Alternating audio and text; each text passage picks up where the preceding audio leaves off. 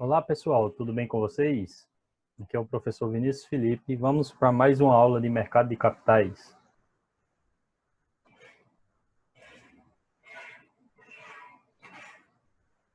Bom, na aula de hoje a gente vai dar continuidade ao assunto da aula passada e vamos falar sobre ativos financeiros. Bom, existe uma série de ativos financeiros sendo negociados aí no mercado e eles podem ser classificados quanto a renda, prazo ou emissão. Bom, quando se classifica um ativo financeiro quanto à renda, ele pode ser de renda fixa, caso se saiba quais são os rendimentos do mesmo antes da operação, antes de você comprar, você já tem uma ideia de qual vai ser o rendimento, ou pode ser de renda variável, quando os rendimentos vão depender do lucro que vai ser recebido pela empresa que emitiu esse ativo financeiro. Bom, um exemplo de ativo de renda fixa, aplicação em poupança bancária. Quando você coloca o seu dinheiro na poupança bancária, você já sabe que ela remunera a 70% da taxa Selic. Então, se a taxa Selic hoje está a 2% ao ano, a poupança bancária hoje remunera a 1,4% ao ano. Você já sabe isso antes da operação. Então, é um ativo de renda fixa. Um exemplo de ativo de renda variável, ações de uma empresa.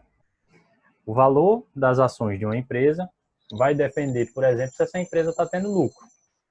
Então, por ela estar tendo lucro, ela está se valorizando e, obviamente, que a ação, que é uma parcela do valor dessa empresa, do capital social dessa empresa, também vai estar aumentando. Bom, mas os ativos de renda fixa, eles também podem ser subclassificados, dependendo da forma que os juros que está previsto nessa renda fixa dele vai incidir. Por exemplo, tem-se os ativos de renda fixa pré-fixados, e aí a gente tem um exemplo aí do Tesouro 2022. Nesse caso aí, ó, ele tem pré-fixado um rendimento de 4,8% ao ano. E tem os ativos de renda fixa que são pós-fixados, em que ele tem uma parcela dele que já é previamente definida, mas tem uma parcela que vai depender de alguma coisa que venha a ocorrer. Nesse caso aqui, desse exemplo aqui, ó, esse IPCA 2024, ele depende do IPCA, o Índice de Preço ao Consumidor Amplo, que é uma taxa de inflação, e depende do somado, aliás, a essa taxa de juros que está explicitada aqui. Bom, quanto ao prazo, os ativos financeiros eles podem ser de resgate fixo ou resgate indeterminado. Se é de resgate fixo, você sabe o prazo que você vai poder retirar o seu investimento. E resgate indeterminado, enquanto você não quiser retirar, você vai estar tendo capitalização em cima daquele investimento. Bom, o resgate fixo, né? Então, sendo mais claro no que eu acabei de falar, o dinheiro investido só poderá ser retirado numa data que foi previamente estabelecida, sob pena de ter que pagar uma taxa de administração, ter que pagar uma multa, caso se queira retirar antes. Um exemplo de ativo de renda fixa, Tesouro 2022, Tesouro IPCA 2024, que são os exemplos do slide anterior. Bom, agora se o ativo ele é de prazo indeterminado, o investidor pode retirar o valor em qualquer momento, deixando apenas de incorrer na capitalização dos juros. Por exemplo, poupança. Você colocou o dinheiro lá na poupança, a poupança é remunerada apenas ao longo de um mês, o dinheiro tem de ficar lá pelo menos um mês, para ela ser remunerada.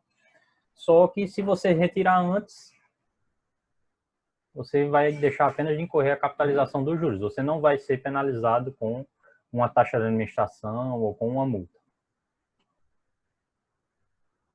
Bom, os ativos financeiros também podem ser classificados pela emissão, ou seja, se o agente emissor é um agente público ou um agente privado. Exemplos de títulos públicos são os títulos públicos da dívida federal. E aí, dentre as diversas modalidades, tem o Tesouro Direto. E exemplo de título privado são os CDBs, Certificados de Depósito Bancário, que são títulos emitidos por bancos privados E aí você meio que, quando está investindo nesse título, você está emprestando seu dinheiro para o banco, em troca desse título, e aí o banco vai usar o seu dinheiro para fazer empréstimos, para fazer financiamentos, para investir, e no prazo de resgate ele vai te pagar um dinheiro para receber de volta esses títulos, acrescido de uns juros, obviamente. Bom, mas e aí, você ficou curioso como investir em título da dívida pública?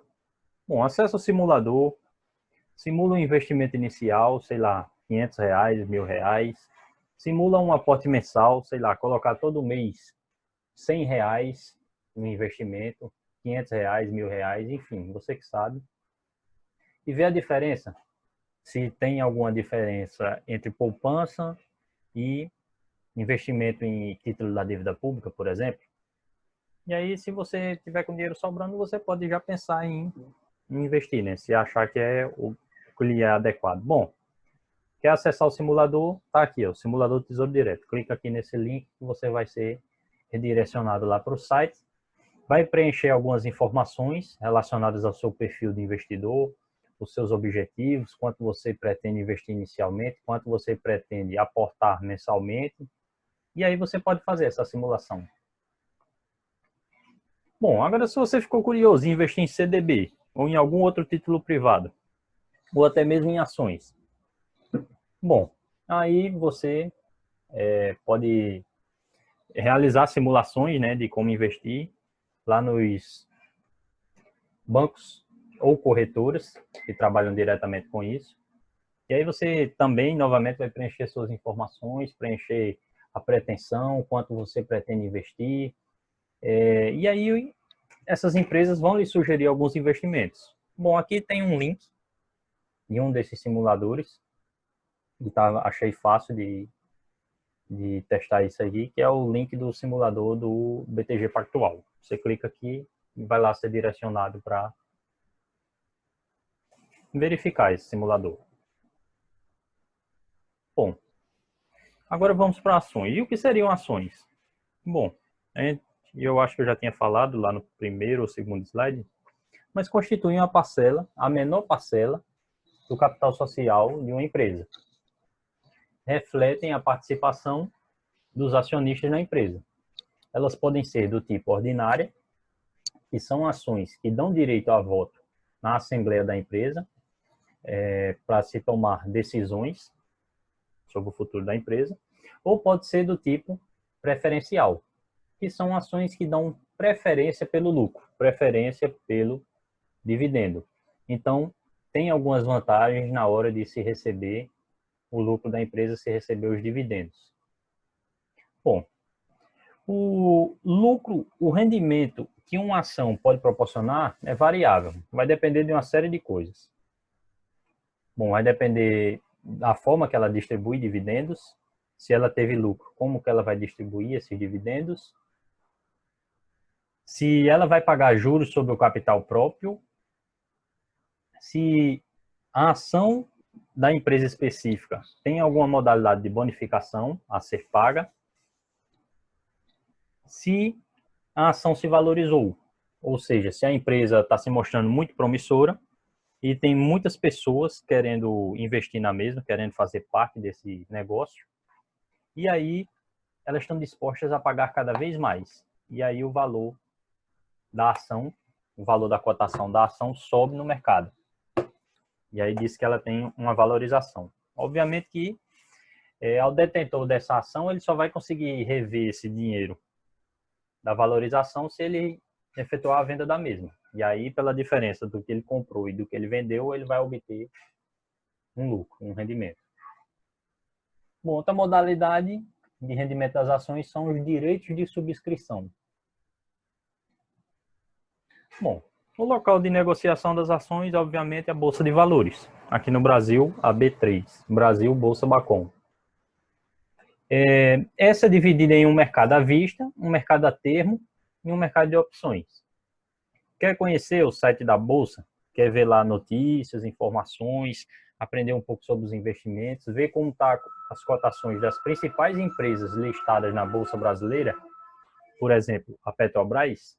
Bom, clica aqui nesse link e observe um pouco lá o site da B3. Bom, mas como foi falado no slide anterior, a Bolsa de Valores ela é composta pelo mercado à vista, o mercado a termo e o mercado de opções. E o que significa cada termo desse? Bom, o mercado à vista consiste nas negociações de ações em um exato momento, conforme a cotação que está lá no pregão. Por exemplo, a compra hoje de ações da Petrobras. O mercado a termo são operações de compra e venda de derivativos com preço estabelecido hoje, com juros. Agora, a liquidação é com a data futura. Você está comprando ações para receber ela em um prazo específico, em uma data específica. Por exemplo, a compra de ações da Petrobras para receber elas no mês de dezembro de 2020. Então, hoje você está comprando por um determinado valor, mas você só vai passar a ter algum direito sobre elas a partir de dezembro de 2020. Aí, essa modalidade de compra e venda de ações chama-se mercado a termo ou mercado de derivativos. Bom, e há um mercado parecido, chama-se mercado de opções. É um mercado bem parecido com esse mercado a termo, porque a liquidação também é futura. Só que nesse caso não se negocia ações, se negocia direitos de comprar ou vender ações. Como assim direito de comprar? Bom, você compra o direito e se você, quando chegar naquela data previamente estabelecida, desejar exercer esse direito, você exerce. Se não desejar, você apenas perde o valor que você pagou nessas opções. Essas opções passam a não valer nada a partir daquela data. Arbitragem em mercados eficientes. Note que, pela forma mais simples de se ganhar dinheiro no mercado de capitais, você compra ativo financeiro a um preço baixo e vende a um preço alto. Só que há diferentes bolsas de valores no mundo e tem alguns títulos, alguns ativos financeiros que vão estar presentes em várias bolsas dessas, ou em todas elas. E aí grandes investidores que têm acesso a esses diversos mercados, hoje em dia é mais fácil devido à internet, podem buscar onde estão esses títulos mais baratos, comprá-los e vendê-los nos mercados que estão mais caros.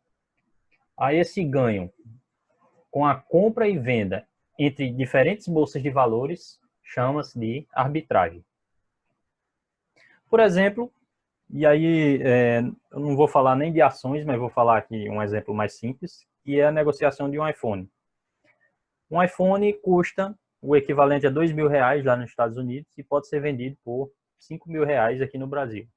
Então, essa pessoa que comprar esse iPhone lá e vender aqui no Brasil, ele vai estar ganhando uma diferença com o mesmo ativo financeiro, o mesmo ativo, né, não é um ativo financeiro, com o mesmo ativo, simplesmente por estar negociando em mercados diferentes. Bom, da mesma forma, quando feito com ações, com títulos, com ativos financeiros, chama-se de arbitragem. Os mercados sem oportunidade de arbitragem é o que se chama de mercados eficientes. Note que se um mercado é eficiente, o preço dos ativos é reflexo de todas as informações estarem disponíveis. Bom, então pela hipótese do mercado eficiente, que fala que todas as informações estão disponíveis, a gente tem alguns detalhes. Bom, nenhum praticante consegue influenciar os preços de negociações, criando apenas expectativas, especulação. O mercado é composto de investidores racionais, ou seja, todo mundo que está lá investindo não está apenas acreditando que é sorte, ele está analisando alguma coisa, alguma informação. Todas as informações estão disponíveis, não tem ninguém que tem uma informação melhor do que o outro, não tem ninguém que tenha, por exemplo, um amigo dentro do governo que sabe quando vai ocorrer alguma política econômica que vai beneficiar uma empresa e valorizar as ações da mesma. Não tem insider trading, por exemplo.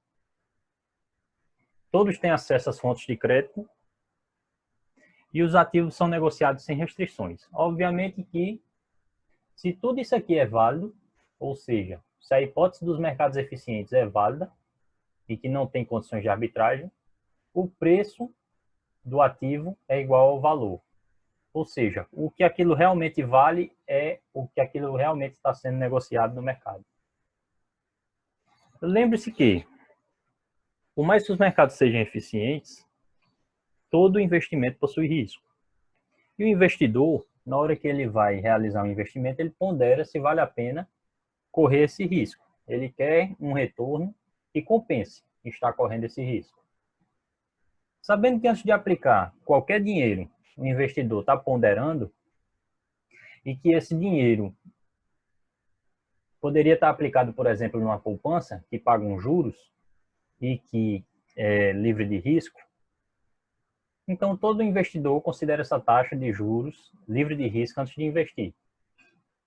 O custo de oportunidade do capital, ou custo de capital, consiste justamente no retorno dessa alternativa financeira que está disponível ao investidor quando ele renuncia para investir em outra coisa. Por exemplo, se ele está lá com dinheiro na poupança e resolve tirar para colocar em ações, ele pondera já de cara esse custo de oportunidade. Essa taxa de juros que ele vai deixar de estar recebendo. Ele só vai colocar em ações se ele achar que investindo em ações ele vai ganhar bem mais do que ganharia com poupança. Por exemplo, para a compra de ações, o custo de oportunidade pode ser a taxa de juros do ativo livre de risco.